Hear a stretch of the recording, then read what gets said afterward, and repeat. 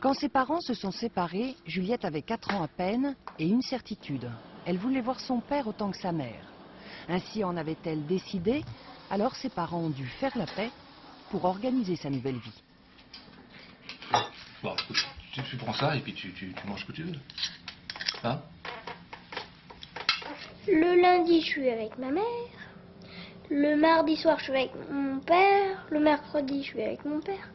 Le jeudi soir, je suis avec ma mère. Et le vendredi, une fois avec ma mère et une fois avec mon père. Au premier abord, ça paraît compliqué, mais pour Juliette, rien de plus simple. 3 jours chez son père, 3 jours chez sa mère.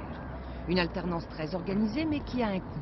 Car pour s'occuper de sa fille, Franck Turbo a dû se résigner à moins travailler.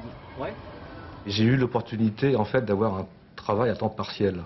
Donc j'ai pu récupérer une journée que je dédie à ma grande fille. Donc le mercredi, en fait, on fait tout ce qu'on a à faire. En ce moment, c'est musique.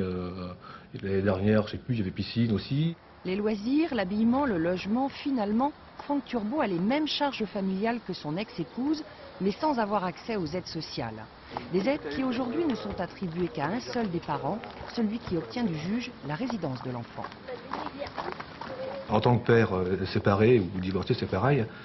Puisque la résidence a été confiée et chez la mère, on a droit strictement à rien. Les allocations logement, on n'y a pas accès, ou très peu. Les fameuses primes de rentrée scolaire qui ne sont pas négligeables du tout, c'est également la mère qui en bénéficie. C'est-à-dire que 1000 ou 1500 francs, c'est pas rien non plus. Il n'y a pas de différenciation à faire entre un père et une mère, surtout quand il s'agit de l'éducation de l'enfant. C'est complètement anormal que tout aille du même côté, il n'y a rien de l'autre. En donnant aux pères divorcés l'accès aux prestations sociales, Ségolène Royal veut les encourager à élever leur enfant malgré la séparation, car aujourd'hui en France, un enfant sur 2 ne voit plus son père après le divorce.